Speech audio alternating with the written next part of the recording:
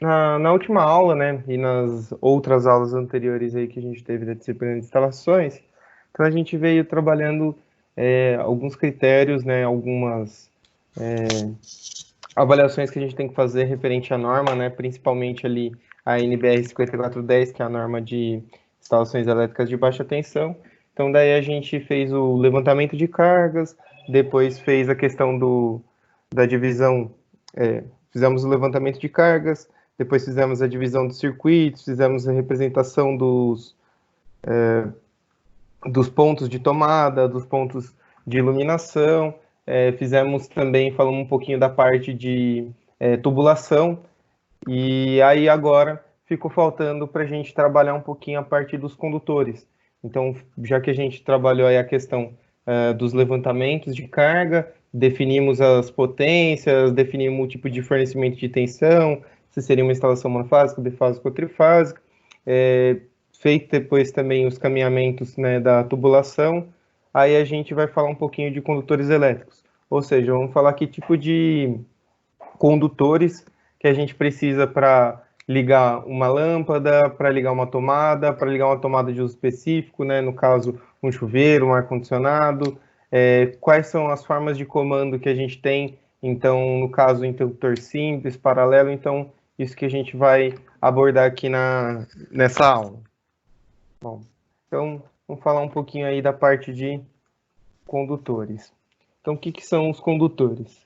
Então, o termo condutor elétrico ele é usado para designar um produto destinado a transportar corrente, energia elétrica, sendo que os fios e cabos elétricos são os tipos mais comuns de condutores. O cobre é o metal mais utilizado na fabricação de condutores elétricos para instalações elétricas residenciais, comerciais e industriais. Então, basicamente, para a gente aí, o condutor é o material que vai conduzir então essa energia elétrica. No caso, em instalações elétricas residenciais, a gente vai utilizar a maioria dos nossos condutores como sendo de cobre, né? Agora, conforme vai tendo bitolas maiores ou aplicações diferentes, né, para, por exemplo, evitar furto, podem ser utilizados outros tipos de materiais como um condutor, como, por exemplo, é o caso do alumínio, que ele tem uma condutância um pouco menor do que a do cobre, mas pode também ter essa finalidade de transportar energia no caso aí de instalações elétricas. Bom, a norma brasileira NBR NM 280, ela define algumas classes de flexibilidade para condutores elétricos. Então, teria a classe 1, que seriam os fios sólidos, né? Então, são condutores únicos, sólidos, e eles têm um baixo grau de flexibilidade.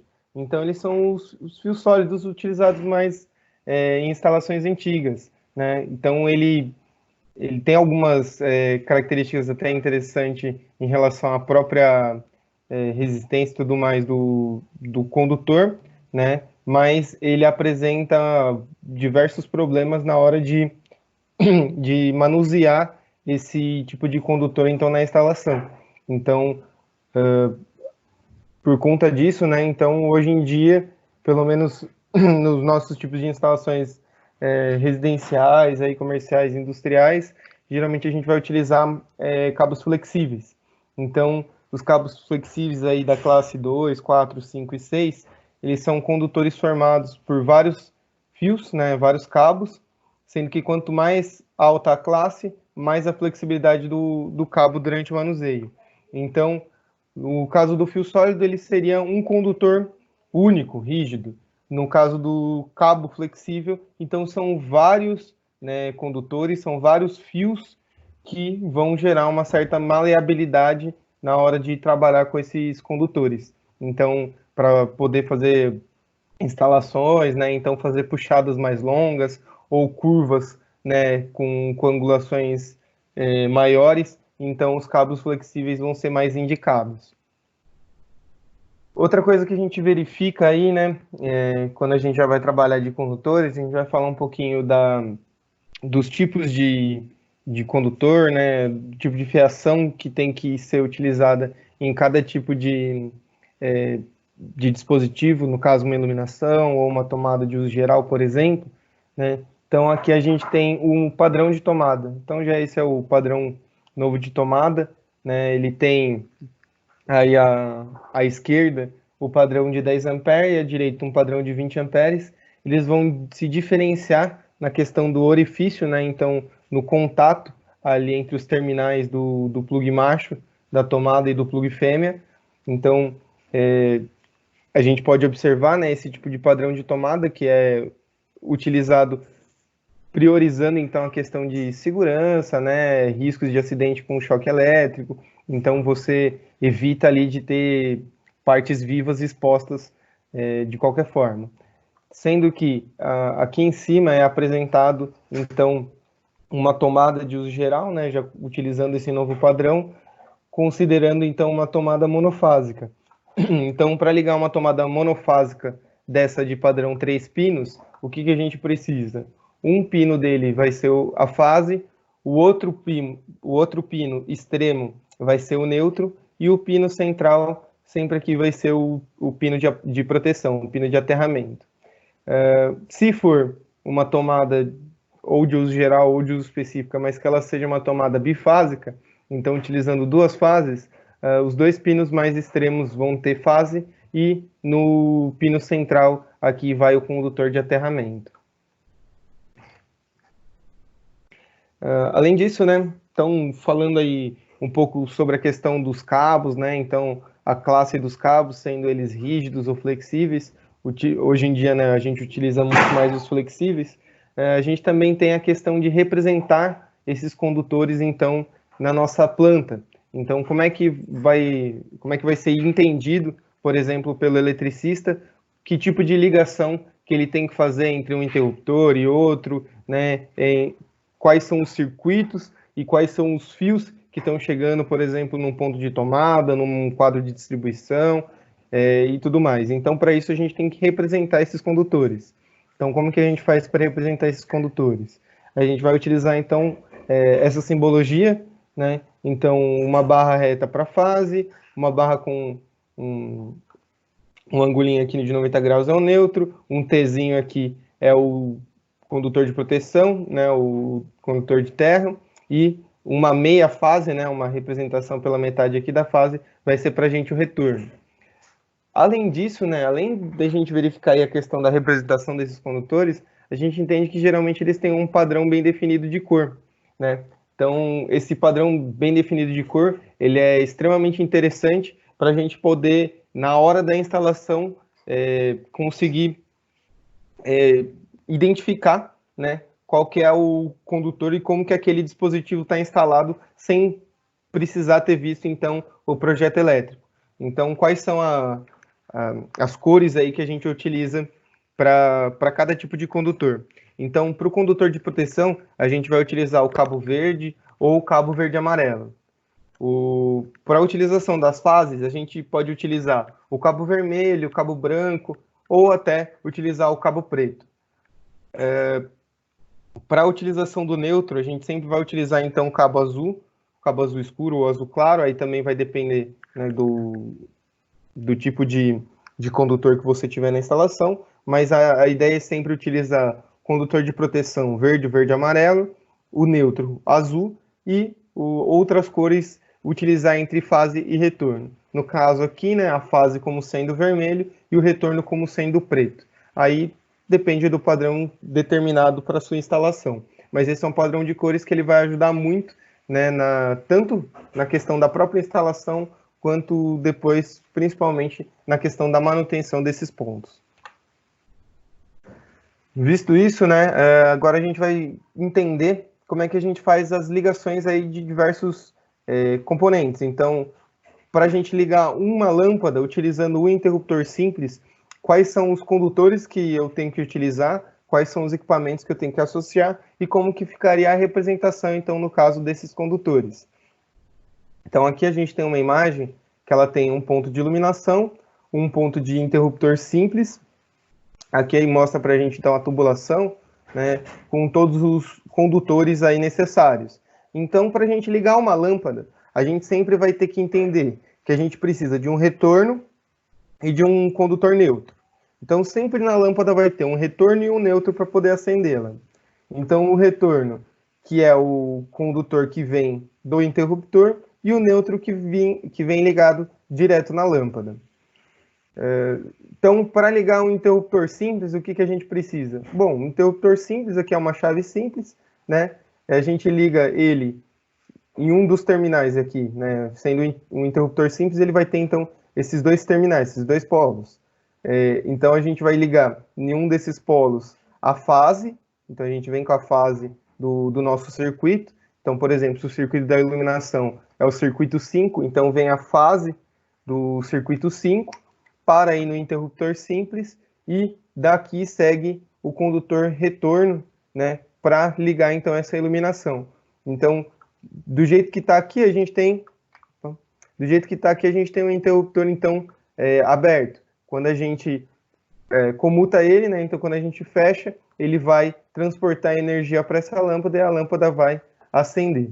Então, esse é um tipo de ligação por uma lâmpada comandada por um interruptor simples. Onde que a gente vai ter esse tipo de instalação? Basicamente, banheiros, né, quartos que você não queira colocar mais de um interruptor. Então, diversos cômodos aí onde você vai ter somente um ponto de acionamento, vai ser esse tipo de ligação que vai ter que ser feito. Para você ligar, então, duas lâmpadas comandadas por um único interruptor. Uma situação bem comum, às vezes, em uma sala. Então, você tem mais de um ponto de iluminação, mas você comanda tudo por um único lugar. Então, por exemplo, por um interruptor simples. Então, aqui a gente observa, né, de novo aqui, então, os eletrodutos, aqui tem algumas caixas de passagem representadas, nossos pontos de iluminação. Aqui também, né, sendo utilizado aí para ficar bem visual, as cores características de cada condutor, né? Então, azul neutro, o verde e amarelo é o condutor de proteção e o vermelho como sendo o condutor fase. Então, para uma lâmpada ligar, o que precisa?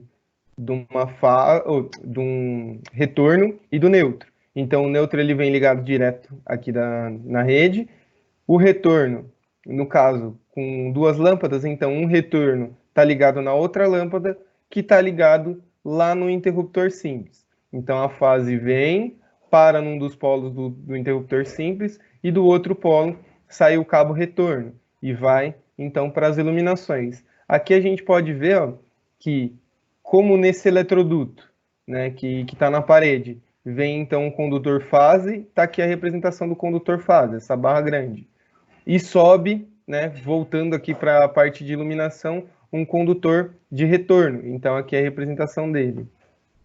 Então aqui vem o condutor fase, desce, passa, vai o condutor de retorno, entra aqui na lâmpada e tem o neutro. Então quando a gente fecha esse interruptor, aí vai acender essas duas lâmpadas ao mesmo tempo.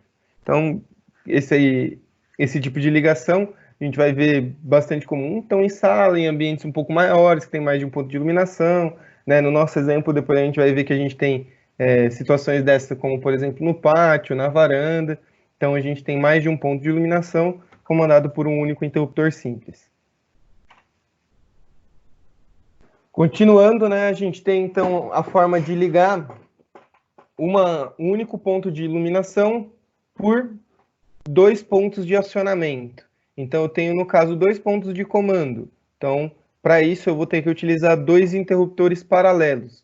Ou são os interruptores three-way, né? Então, que ele tem esses três caminhos, esses três polos. Então, quando a gente tem um interruptor paralelo, o que a gente vai notar, né? Que a gente, para poder fazer uma ligação, então, para comandar um ponto de iluminação de mais de um ponto de acionamento, ou seja, aqui então por dois interruptores, então a gente precisa utilizar interruptores paralelos. Então aqui no interruptor paralelo, o que acontece? A gente vem com a fase, então a fase desce aqui no eletroduto, a representação dela. Daqui vão sair dois condutores de retorno.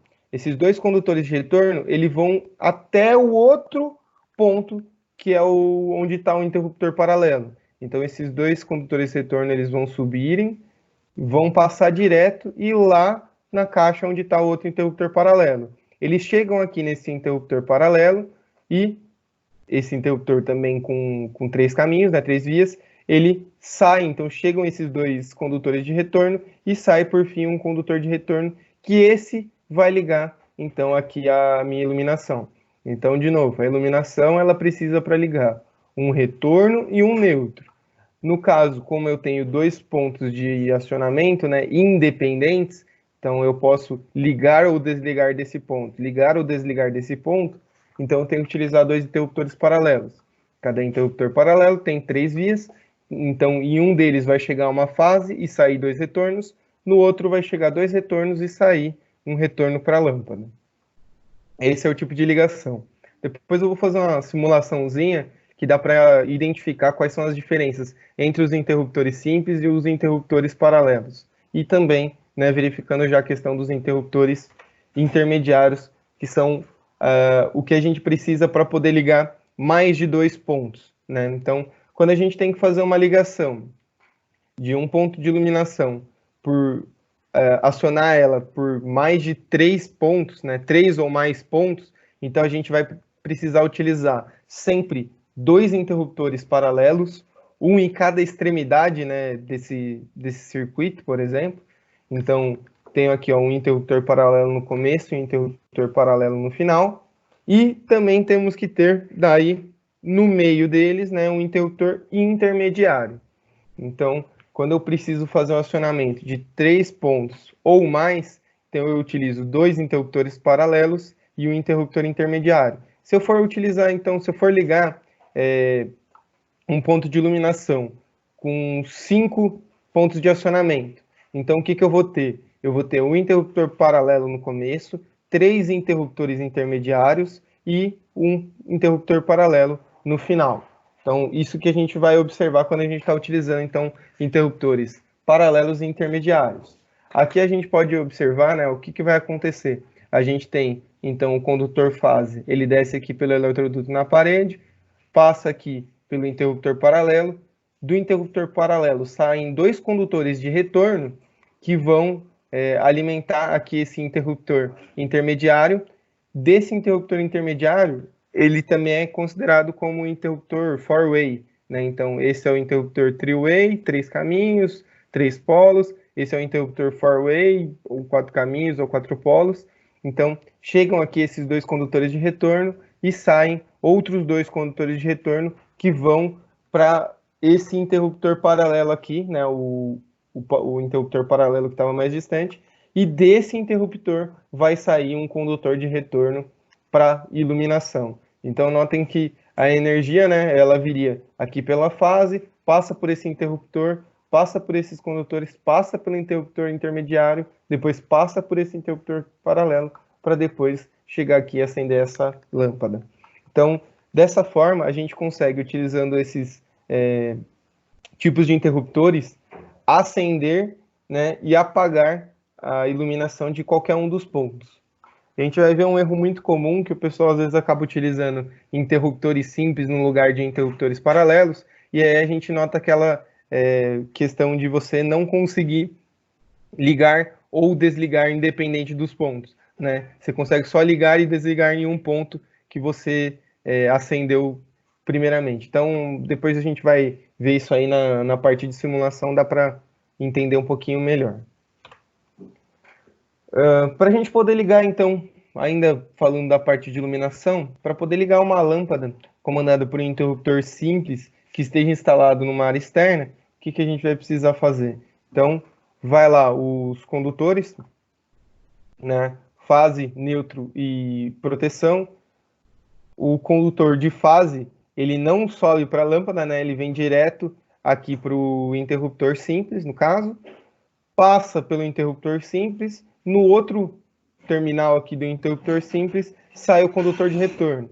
Esse condutor de retorno, por sua vez, vai lá alimentar a lâmpada. Então aqui a gente tem um retorno e um neutro. Então, de novo, todo ponto de iluminação, ele vai ter que ter sempre um retorno, que é onde vai vir, né, o comando dos interruptores, e o neutro que vai ser ligado direto nesse ponto de iluminação. O condutor de proteção, quando é em áreas externas, você tem que aterrar, então, essa iluminação, esse poste, principalmente se ele for metálico.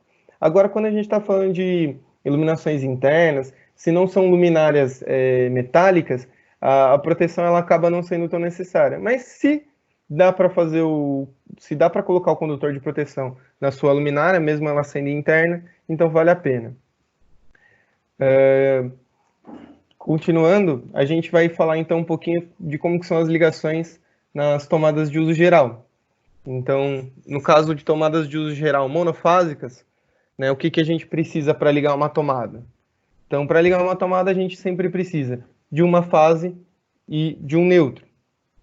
Só que também, né, no caso desse novo padrão, a gente sempre tem aí as tomadas de 3 pinos, então a gente precisa de fase, neutro e terra. Então, para ligar uma tomada, né, tomada universal 2P mais T, né, então são 2 polos mais um condutor de proteção, a gente vai precisar, no caso, se for monofásica, uma fase, um neutro e o condutor de proteção, ou se for bifásica, daí a gente vai ver que a gente vai precisar de 2 condutores de fase e um condutor de proteção. E aqui também, né, como é que são representados. No caso, essas duas tomadas, se elas estivessem então no mesmo circuito, por isso que aqui a gente veria um condutor fase que passa aqui nos eletrodutos e nas caixas de passagem e tem então uma conexão aqui, ó, essa fase dessa tomada e essa fase também dessa tomada. Então a gente conclui aqui que essas duas estariam no mesmo circuito. Ligação de tomada de uso específico, né, monofásica, basicamente é uma tomada monofásica e uma tomada de uso geral monofásica, precisa de uma fase, de um neutro e de um condutor de proteção. Aí, ó, representados a fase, o condutor neutro e o condutor de proteção.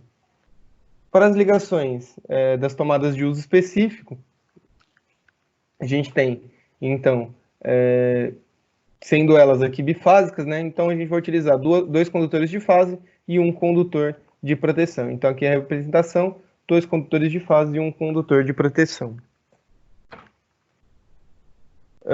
Além desses dispositivos aí que a gente tem, né? Então falando das iluminações, né? Os pontos de iluminação, os pontos de tomada de uso geral e de uso específico, né?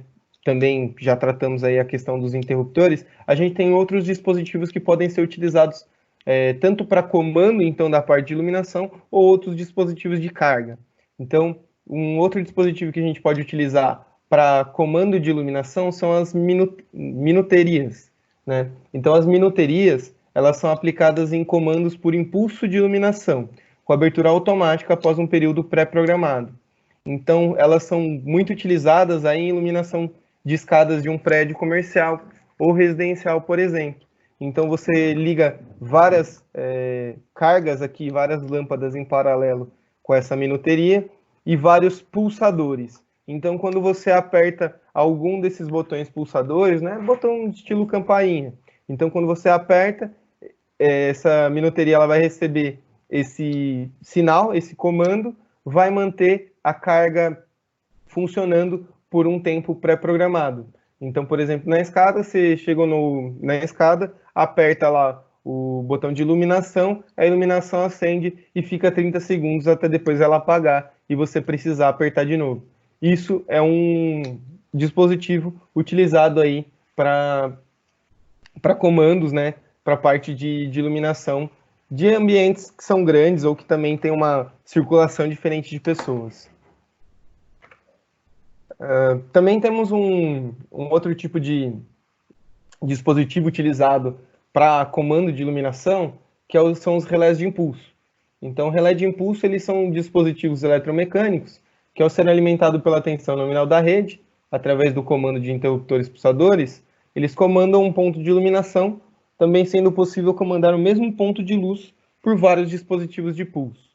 Então, esse carinha aí, ele é interessante quando você precisa ter muitos pontos, né, de comando para uma mesma carga. Então, você tem uma iluminação de emergência, uma iluminação de sinalização e vários pontos de acionamento. Então, você coloca vários botões pulsadores. O que isso vai gerar, né? Tudo bem que você tem o custo do dispositivo, que seria o relé de impulso, mas você tem uma economia em cabeamento e também na questão de interruptores. Porque senão, vamos pensar que se a gente fosse utilizar, comandar uma carga por 10 pontos de acionamento. se a gente estivesse utilizando interruptores paralelos intermediários, a gente precisaria de 8 interruptores intermediários e 2 interruptores paralelos, além de toda a fiação que então vai ser necessária. Quando a gente está falando de um relé de impulso, a gente precisaria então de 10 botões pulsadores, né? E a fiação necessária para eles é muito menor, porque para cada botão pulsador você tem um par de cabos, né? Enquanto para um interruptor paralelo, por exemplo, você tem 3 condutores, para um interruptor intermediário você tem 4. Então, tudo isso aí são dispositivos que a gente pode acrescentar aí na nossa instalação elétrica para realizar aí uma determinada função e ter uma economia, né, de cabeamento, de material, ou mesmo também melhorar a questão da eficiência da própria instalação. Temos ainda, né, um outro dispositivo também bastante utilizado para a questão de acionamento de iluminação, que é o interruptor automático por presença, ou o famoso sensor de presença. Então, ele, ao detectar a presença de pessoas ou animais, ele liga automaticamente a iluminação a qual ele está conectado, desligando conforme o tempo ajustado. Ele possui uma fotocélula com regulagem para permitir que o interruptor comece a operar a partir de determinado grau de luminosidade. Então, esse dispositivo aí, ele permite aí algumas configurações, né? Então, quando ele nota a presença de algum indivíduo ou animal, né? Então, ele vai alimentar a carga que ele está conectado, né? Fornecendo energia para essa carga por um determinado tempo. Outra coisa que a gente pode ajustar é em relação se o ambiente está muito claro, então o sensor ele não atua. Então você pode ajustar essa sensibilidade para que ele só atue, por exemplo, quando você tem um grau de iluminação muito baixo, sendo necessária então essa iluminação artificial, não somente a iluminação natural. Então a forma de fazer uma ligação aí do sensor de presença é como está representado. Então você tem aí um condutor fase que entra no sensor. Então o sensor ele geralmente tem 3 condutores. Um que você vai alimentar com a fase, o outro com o neutro ou com uma outra fase, né? Então você pode alimentar ele com fase neutro ou com fase-fase, e um terceiro condutor que vai ser o que vai ser conectado na carga. Então, quando a gente tem uma carga monofásica, então a gente liga o neutro direto na carga e o outro terminal vai sair aí pelo sensor de presença, ou quando a gente tem 2 fases, né, uma carga bifásica, então uma das fases vai estar ligada direto na carga e a outra que vai ser comandada pelo interruptor de presença.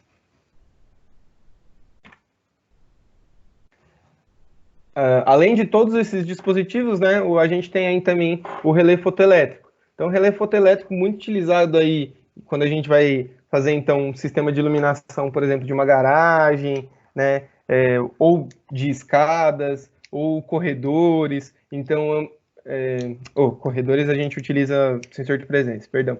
Então, ambientes que são abertos, né, e que a gente quer que tenha uma certa luminosidade somente em um determinado período do dia. Então, somente quando tem o escurecimento, né, então aí a gente precisaria acionar alguns tipos de iluminação. Então, pode ser iluminação decorativa, né, iluminação de fachada de um prédio, pode ser a iluminação de garagem, iluminação de portaria, né, ou vários postes aí que ficam na área comum do prédio. Para isso, então, a gente utiliza um relé fotoelétrico.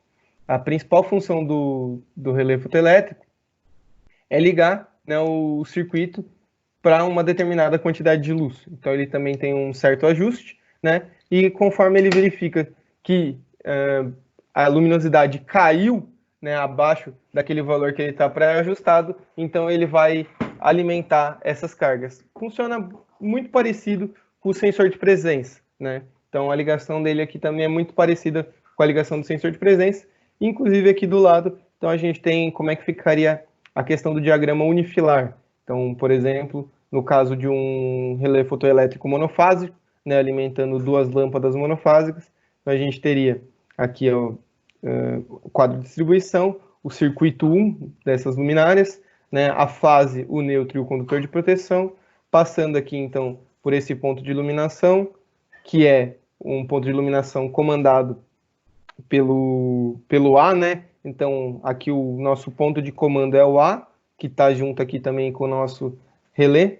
Então, essa lâmpada e essa lâmpada estão sendo comandados a partir desse relé. Então, aqui a gente tem a fase, a fase, o neutro e o retorno do A, então, que no caso é esse retorno aqui do relé fotoelétrico. Então, quando você tem um nível de luminosidade abaixo desse programado, então você aciona essas cargas. Muito útil aí para ambientes de área externa, né, que você quer iluminação, por exemplo, no período noturno.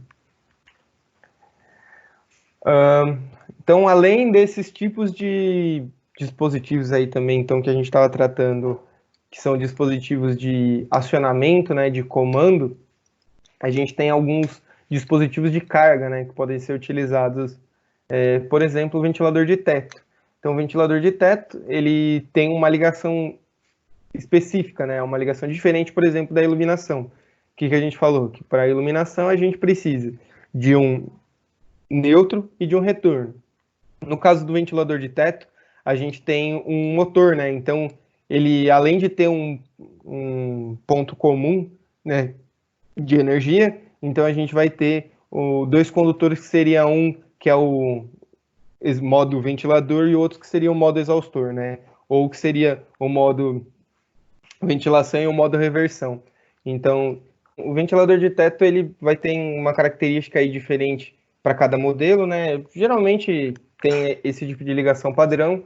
Aqui a gente pode verificar como que seria feito o comando de um ponto de iluminação com o ventilador de teto, né? Então aqui a gente teria o motor e um ponto de lâmpada, então comandado aqui por um interruptor de iluminação simples e o comando do ventilador, assim como o ajuste de velocidade.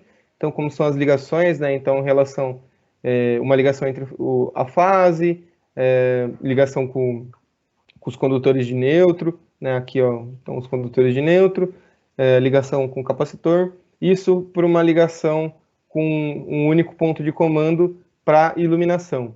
Quando a gente quer adicionar pontos de comando para iluminação, então, por exemplo, eu tenho num quarto, né? Então eu tenho o ajuste aqui do ventilador de teto, que fica próximo à cama, mas eu tenho também um interruptor que fica próximo à saída do quarto, né, do cômodo, para eu poder apagar a iluminação quando for sair. Então eu teria dois pontos de iluminação. Então aqui eu tenho um interruptor paralelo que fica junto na caixinha de comando do ventilador e tem um outro interruptor paralelo que eu adicionaria para poder fazer essa ligação. Então daí sai aqui os dois retornos desse interruptor e vão os dois retornos aqui para o interruptor paralelo, que por fim dele sai um condutor para ir lá para a iluminação que está junto com o meu ventilador de teto no motor.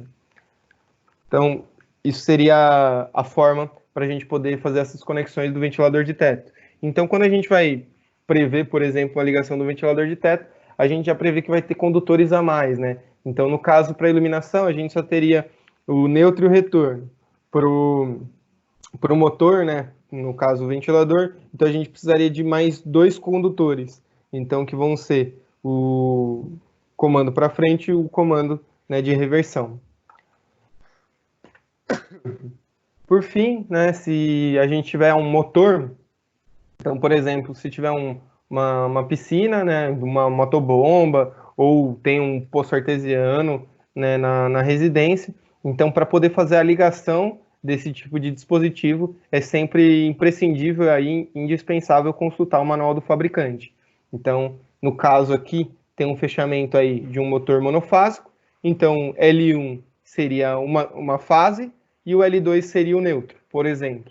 Ou, no caso aqui, poderia ser bifásico, então poderia ser uma fase aqui no L1 e outra fase no L2.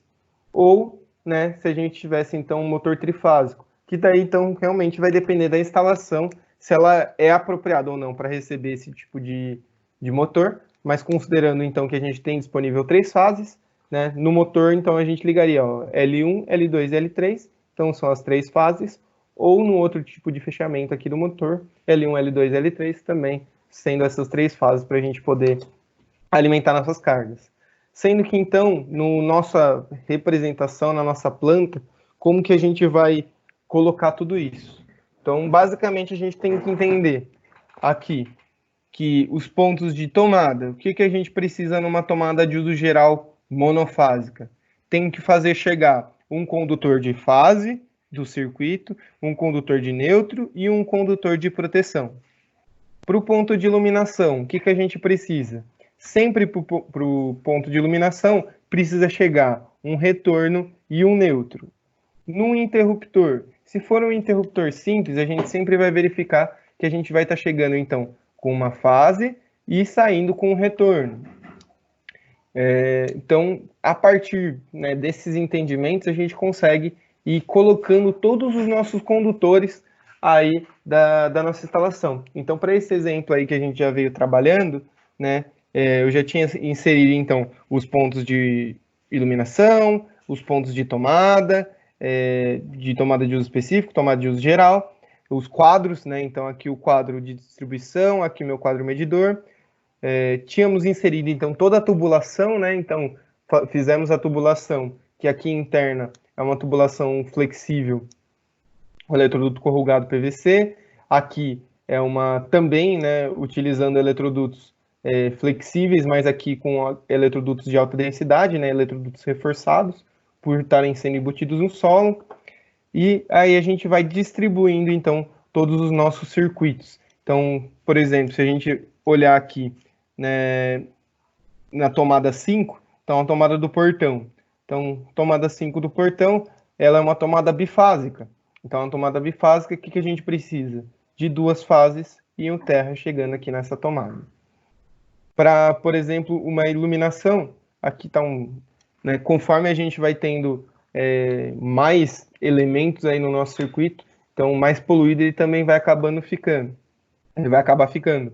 Então fica aí às vezes até um pouco ruim a gente poder verificar aqui sem o zoom, né? Mas dá para identificar mais ou menos, então, um ponto de iluminação, ó, que são esses daqui do pátio.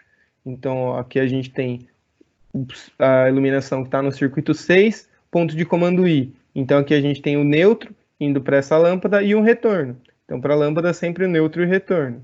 Sendo que da onde que vem? Aqui vem a fase e o neutro, que saem do quadro de distribuição, vão para esse ponto de passagem, aqui para essa caixa de passagem, né? Passam por essa caixa de passagem, o neutro segue e a fase vem aqui para o interruptor. Então a fase para aqui no interruptor simples e volta um retorno para esse circuito. Então, dessa forma aí a gente consegue representar então todos os nossos condutores. Então, o condutor de fase, o condutor de neutro, o condutor de retorno e o nosso condutor de proteção para toda a nossa instalação. Porque a partir disso aqui, nós seremos capazes de realizar o dimensionamento dos condutores. Porque o dimensionamento dos condutores ele leva em consideração os fatores de agrupamento. Então,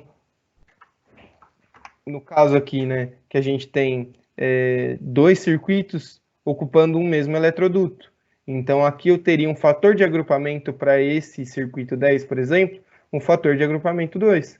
Né? Então, tem dois circuitos associados. E assim por diante a gente vai fazendo isso, porque esse é um fator de correção que a gente utiliza por critério de capacidade de corrente. Mas, entendido basicamente aí como é que a gente vai fazer o lançamento dos condutores, né? A gente faz toda essa aplicação e aí sim a gente pode prosseguir para as próximas etapas, que seriam as etapas de dimensionamento dos condutores.